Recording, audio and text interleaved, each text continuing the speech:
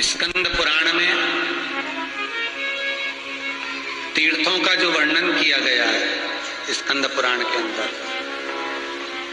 एक एक तीर्थ का अलग अलग वर्णन स्कंद पुराण के अंतर्गत किया गया। महाराज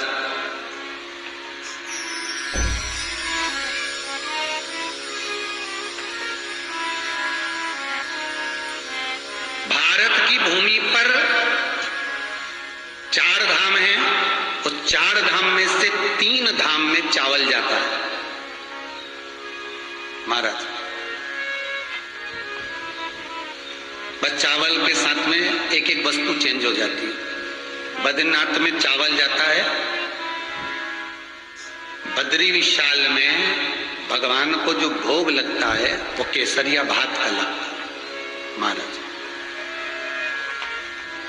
आप जब कभी बद्रीनाथ दर्शन करने जाएं तो बद्रीनाथ में 2 चीजें जरूर लेकर जाएं।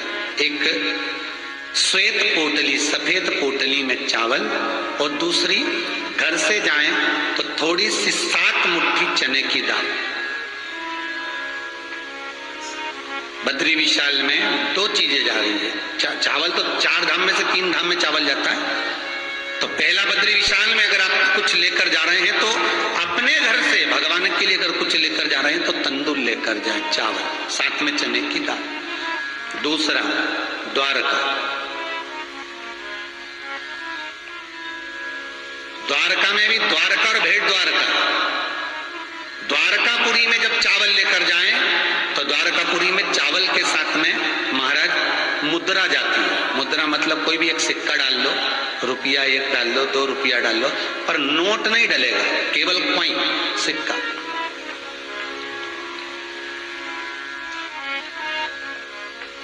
सिक्का डालना, ये द्वारका की बात है। और भेंट द्वारका में जो चावल दिया जाता है वहां केवल 11 मुट्ठी चावल का दाना है।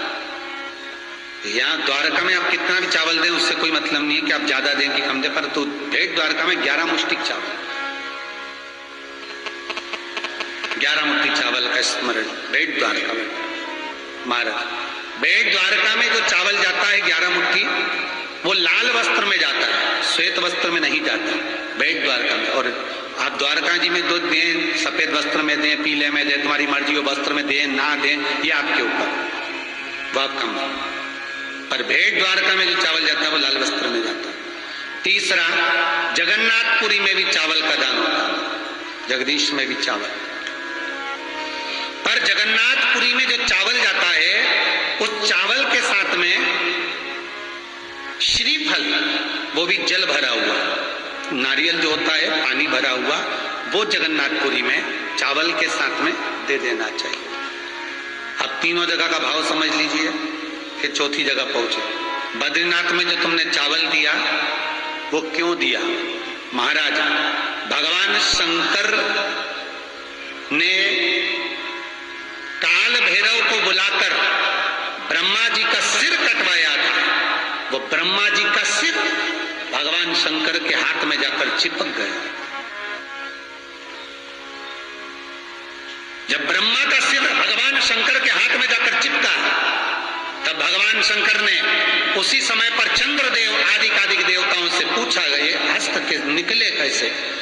भगवान शंकर ने जब बद्री विशाल में पहुंचे, निज निवास पर पहुंचे, तो शंकर भगवान के हाथ से वो शीश ब्रह्मा का नीचे गिर गए। इसलिए आज भी हिंदू धर्म में ब्रह्म कपाली बद्री नारायण में होती है, क्योंकि वह ब्रह्मा का सिर गिरा। भगवान शंकर ने उसी समय पर ब्रह्मा जी को वर प्रदान करा, हे ब्रह्मदेव, आपका शीश इस बद्रीश में गिरा है, यहां पर ब्रह्म कपाली का भाव रहेगा। कोई अपने पूर्वजों के लिए 7 पीढ़ी, 11 पीढ़ी, 21 पीढ़ी में भी अगर यहां ब्रह्म कपाली नहीं कर गया, अगर एक अक्षत का दाना भी, चावल का एक दाना भी अगर बद्रीश के मंदिर में पहुंचेगा, अलकनंदा को पार कर कोई बद्रीश को जाएगा। इसलिए आज भी बद्रीनारायण अलकनंदा के पार, बनाने को बद्रीनाथ का मंदिर इधर हो जाता, और अलकनंदा के पार क्यों? क्योंकि अलकनंदा को पार कर जो बद्रीश पर चावल का भाग दान करता है महाराज, तो जैसे अलकनंदा हम पार होते हैं चावल लेकर, वैसी हमारी कई पीढ़ियां बिना पिंड के पार हो जाती हैं। कई पीढ़ियां बिना पिंड के। बद्रीश का भाव, द्वारकाधीश का भाव शास्त्र वर्णन करता है। चावल का जो भाव का गया, और बद्रीनाथ में जो अपन ने चने की दाल चढ़ाई है वो शंकर के भाव से चढ़ाई, क्योंकि ये बद्रीनाथ की जो भूमि है ये शिव की भूमि है। आपको पहले भी कथा में कहा शिव पुराण में, ये शंकर का घर था। लक्ष्मी जी को पसंद आ गया था इसलिए दे दिया गया।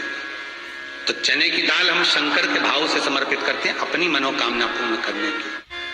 चौथा स्थान, ये 3 स्थान पर चावल का दान है, और चौथा स्थान है रामेश्वर, जहां जल का दान होता है।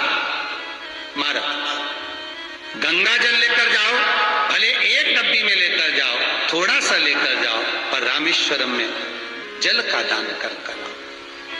महाराज ये तीर्थ ऐसे हैं जहां दान की महत्वता की सिद्धता प्राप्त हो।